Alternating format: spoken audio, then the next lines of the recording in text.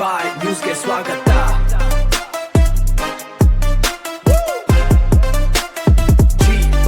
ರಾಜ್ಯ ರಾಜಕೀಯದಲ್ಲಿ ಇದೀಗ ಮತ್ತೊಂದು ದೊಡ್ಡ ರಾಜಕೀಯ ಒತ್ತಾಯ ಕೇಳಿಬಂದಿದೆ.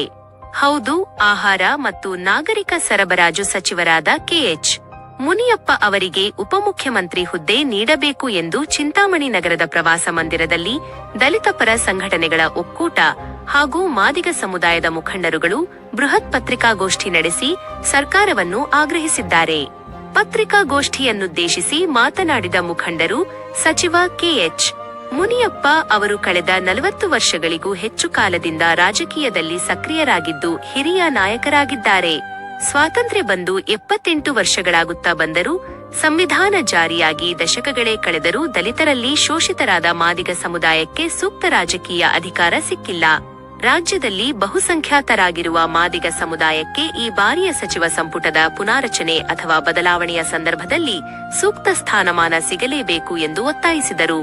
ಈ ಸಂದರ್ಭದಲ್ಲಿ ವಿನೋಬಾ ಕಾಲೋನಿ ನಿವಾಸಿ ದಲಿತ ಪರ ಹೋರಾಟಗಾರ ಹಾಗೂ ಸಾಮಾಜಿಕ ಚಿಂತಕರಾದ ಪಿವಿ ಮಂಜುನಾಥ್ ಅವರು ಮಾತನಾಡಿ, ಕೆಎಚ್ ಮುನಿಯಪ್ಪ ಅವರಿಗೆ ಮುಂದಿನ ದಿನಗಳಲ್ಲಿ ಡಿಸಿಎಂ ಸ್ಥಾನವನ್ನು ನೀಡಲೇಬೇಕು ಎಂದು ಆಗ್ರಹಿಸಿದರು. ಒಂದು ವೇಳೆ ಈ ಬೇಡಿಕೆಯನ್ನು ಈಡೇರಿಸದಿದ್ದರೆ ಮುಂದಿನ ದಿನಗಳಲ್ಲಿ ಕಾಂಗ್ರೆಸ್ ಸರ್ಕಾರಕ್ಕೆ ತಕ್ಕ ಪಾಠ ಕಲಿಸುತ್ತೇವೆ ಎಂದು ಪರೋಕ್ಷವಾಗಿ ಖಡಕ್ ಎಚ್ಚರಿಕೆಯನ್ನು ನೀಡಿದ್ದಾರೆ. ಮುಖ್ಯಮಂತ್ರಿ ಸ್ಥಾನ ಅಥವಾ ಕನಿಷ್ಠ ಪಕ್ಷ ಉಪಮುಖ್ಯಮಂತ್ರಿ ಹುದ್ದೆಯನ್ನಾದರೂ ಕೆಎಚ್ ಮುನಿಯಪ್ಪ ಅವರಿಗೆ ನೀಡುವ ಮೂಲಕ ಮಾದಿಗ ಸಮುದಾಯಕ್ಕೆ ಕರಾರುವಾಕ್ಕಾಗಿ ನ್ಯಾಯ ಒದಗಿಸಬೇಕು. ಒಂದು ವೇಳೆ ಹೈಕಮಾಂಡ್ ಹಾಗೂ ರಾಜ್ಯ ಸರ್ಕಾರ ಈ ಬೇಡಿಕೆಯನ್ನು ನಿರ್ಲಕ್ಷಿಸಿದರೆ ಮುಂಬರುವ ಚುನಾವಣೆಗಳಲ್ಲಿ ಕಾಂಗ್ರೆಸ್ ಪಕ್ಷಕ್ಕೆ ತಕ್ಕ ಪಾಠ ಕಲಿಸಬೇಕಾಗುತ್ತದೆ ಮತ್ತು ಮುಂಬರುವ ದಿನಗಳಲ್ಲಿ ರಾಜ್ಯಾದ್ಯಂತ ತೀವ್ರ ಹೋರಾಟಗಳನ್ನು ಹಮ್ಮಿಕೊಳ್ಳಲಾಗುವುದು ಎಂದು ಸಂಘಟನೆಯ ಪ್ರಮುಖರು ಸರ್ಕಾರಕ್ಕೆ ಎಚ್ಚರಿಕೆ ನೀಡಿದ್ದಾರೆ. ಈ ಪತ್ರಿಕಾಗೋಷ್ಠಿಯಲ್ಲಿ ದಲಿತ ಪರ ಸಂಘಟನೆಗಳ ಮುಖಂಡರು, ಮಾದಿಗ ಸಮುದಾಯದ ಪದಾಧಿಕಾರಿಗಳು ಸೇರಿದಂತೆ ಪ್ರಮುಖರಾದ ಕವಾಲಿ ವೆಂಕಟರೋಣಪ್ಪ, ವಿಜಯ್ ನರಸಿಂಹ, ಉಲವಾಡಿ ರಾಮಪ್ಪ, ಪಿವಿ ಮಂಜುನಾಥ್ ಹಾಗೂ ಜನನಾಗಪ್ಪ ಅವರುಗಳು ಉಪಸ್ಥಿತರಿದ್ದರು. ನಿರಂತರ ಸುದ್ದಿ. ಆತ್ಮೀಯ ಪತ್ರಿಕಾ ಬಂಧುಗಳ ಮಿತ್ರರೇ, ಅಲ್ಪಸಂಖ್ಯಾತರ ಹಾಗೂ ಪ್ರಗತಿಪರ ಸಂಘಟನೆಗಳ ಒಕ್ಕೂಟದ ಪದಾಧಿಕಾರಿಗಳೇ, ಏನು ಈ ಪತ್ರಿಕಾಗೋಷ್ಠಿ ಮುಖಾಂತರ ನಾವು ಸರ್ಕಾರಕ್ಕೆ ಕಳಿಸ್ತಾ ಇರ್ತಕ್ಕಂಥ ಸಂದೇಶ ಏನಪ್ಪ ಅಂತ ಹೇಳಿದ್ರೆ, ಏನು ಸ್ವತಂತ್ರ ಬಂದು 78 ವರ್ಷಗಳು ಕಳೆದಿದೆ, ಮತ್ತೆ ಸಂವಿಧಾನ ಜಾರಿಯಾಗಿ 76 ವರ್ಷಗಳು ಕಳೆದಿದೆ. ಆದರೂ ಇದುವರೆಗೂ ದಲಿತರನ್ನ ಶೋಷಿತರಾಗಿ ಉಳ್ಕೊಂಡಿದ್ದಾರೆ. ಇದುವರೆಗೂ ಅವ್ರಿಗೆ ಯಾವುದೇ ರಾಜಕೀಯ ಅಧಿಕಾರದಲ್ಲಾಗಲಿ ಇದುವರೆಗೂ ಒಂದು ಅಧಿಕಾರ ನೀಡಿರಲ್ಲ. 135 ವರ್ಷ ಆಳ್ವಿಕೆ ಮಾಡಿರ್ತಕ್ಕಂಥ ಕಾಂಗ್ರೆಸ್ ಪಕ್ಷ ಇವತ್ತು ಕರ್ನಾಟಕ ರಾಜ್ಯದಲ್ಲಿ ಸರ್ಕಾರ ನಡೆಸ್ತಾ ಇದೆ.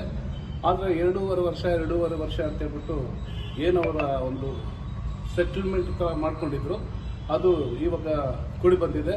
ಹಾಗಾಗಿ ಇವಾಗ ಚೇಂಜ್ ಆಗ್ತಾ ಇರ್ತಕ್ಕಂಥ ಸಚಿವ ಸಂಪುಟದಲ್ಲಿ ಸನ್ಮಾನ್ಯ ಕೆಎಚ್ ಮುನಿಯಪ್ಪನವರು ಮಾದಿಗ ಸಮುದಾಯಕ್ಕೆ ಸೇರಿದವರಾಗಿರ್ತಾರೆ. ಆದರೆ ಮಾದಿಗ ಸಮುದಾಯ ಕೇಂದ್ರದಲ್ಲಾಗಲಿ ರಾಜ್ಯದಲ್ಲಾಗಲಿ ಇದುವರೆಗೂ ಯಾವುದೇ ಅಧಿಕಾರನ ಹಿಡಿದಿಲ್ಲ. ಆದ್ದರಿಂದ ಯಾವುದೇ ಅಧಿಕಾರ ವಂಚಿತರಾಗಿ ಇವತ್ತು ದಲಿತರಾಗಿ ಉಳ್ಕೊಂಡಿದ್ದಾರೆ. ಹಾಗಾಗಿ ಈ ಸಚಿವ ಸಂಪುಟದಲ್ಲಾದರೂ ಕೆಎಚ್ ಮುನಿಯಪ್ಪನವರನ್ನ ಸಾಧ್ಯವಾದರೆ ಮುಖ್ಯಮಂತ್ರಿಗಳನ್ನಾಗಿ ಮಾಡಬೇಕು. ಇಲ್ಲದೇ ಇದ್ದ ಪಕ್ಷದಲ್ಲಿ ಕನಿಷ್ಠ ಉಪಮುಖ್ಯಮಂತ್ರಿಯನ್ನಾದರೂ ಮಾಡಿ ಈ ಜನಾಂಗಕ್ಕೆ ನ್ಯಾಯ ಒದಗಿಸ್ಕೊಡ್ಬೇಕಂತ ಈ ಪತ್ರಿಕಾಗೋಷ್ಠಿ ಮುಖಾಂತರ ಕರ್ನಾಟಕ ಸರ್ಕಾರದ ಹೈಕಮಾಂಡ್ ಬಳಿ ನಾವು ಒತ್ತಾಯಿಸ್ತೇವೆ. ಇದುವರೆಗೆ ಹೇಳಿದಂಗೆ ವಿಜಯವರೇನು ಹೇಳಿದ್ರು, ಭಾರತಕ್ಕೆ ಸಂವಿಧಾನ ಪ್ರಕಾರ ಸ್ವಾತಂತ್ರ್ಯ ಬಂದು ಈ ದೇಶಕ್ಕೆ 78 ವರ್ಷ ಆಗಿದೆ. ಸಂವಿಧಾನ ಜಾರಿಯಾಗಿ 75 ವರ್ಷಗಳಾಗಿದೆ. ಆದರೂ ಇವತ್ತರೆಗೂ ದಲಿತರ ಓಟ್ಗಳಿಂದ ಅಧಿಕಾರಕ್ಕೆ ಬಂದಿರತಕ್ಕಂಥ ಎಲ್ಲ ರಾಜಕೀಯ ಪಕ್ಷಗಳು ದಲಿತರಿಗೆ ರಾಜಕೀಯ ಅಧಿಕಾರಗಳನ್ನು ದುಡ್ಡುಗೈ ಕೊಡೋದ್ರಲ್ಲಿ ಎಲ್ಲ ಸರ್ಕಾರಗಳು ವಿಫಲವಾಗಿದೆ. ನಾಮಕಾವಸ್ಥೆ ಮಾತ್ರ ಕೆಲವು ಪೋಸ್ಟ್ಗಳನ್ನು ಕೊಡ್ತಾರೆ. ಆದರೆ 70 ವರ್ಷಗಳಿಂದ ನಿರಂತರವಾಗಿ ದುಡಿದಿರ್ತಕ್ಕಂಥ ಆ ಸಮುದಾಯದ ಎಡಗೈ ಸಮುದಾಯದ ಕೆಎಚ್ ಮುನಿಯಪ್ಪನವರಿಗೆ ಈ ಸಾರಿ ಮುಖ್ಯಮಂತ್ರಿ ಸ್ಥಾನವನ್ನು ಕೊಡಬೇಕು. ಅಕಸ್ಮಾತ್ ಏನಾದರೂ ಇದಾದರೆ ಅವರಿಗೆ ಡಿಸಿಎಂ ಹುದ್ದೆ ಕೊಡಬೇಕು ಎಂದು ದಲಿತ ಸಂಘಟನೆಗಳ ಒಕ್ಕೂಟದ ವತಿಯಿಂದ ನಾವು ಸರ್ಕಾರಕ್ಕೆ ಆಗ್ರಹಿಸ್ತಾ ಇದ್ದೀವಿ. ದಯವಿಟ್ಟು ಅವ್ರಿಗೇನ ಕೊಡಲಿಲ್ಲ ಅಂದರೆ ಮುಂದಿನ ಚುನಾವಣೆಗಳಲ್ಲಿ ನಾವೆಲ್ಲ ತಮ್ಮ ಸರ್ಕಾರಗಳ ವಿರುದ್ಧ, ತಮ್ಮ ಪಕ್ಷದ ವಿರುದ್ಧ ಕೆಲಸ ಮಾಡ್ತೀವಿ ಅಂತಕ್ಕಂಥ ಮಾತನ್ನು ಈ ಸಭೆಯಲ್ಲಿ ಹೇಳ್ತಾ ನಾನು ಮಾತು ಮುಗಿಸ್ತಾ ಇದ್ದೀನಿ. ಜೈ ಭೀಮ್, ಜೈ ಭಾರತ್. ನನ್ನ ಹೆಸರು ಪಿ ವಿ ಮಂಜುನಾಥ್ ಅಂತ.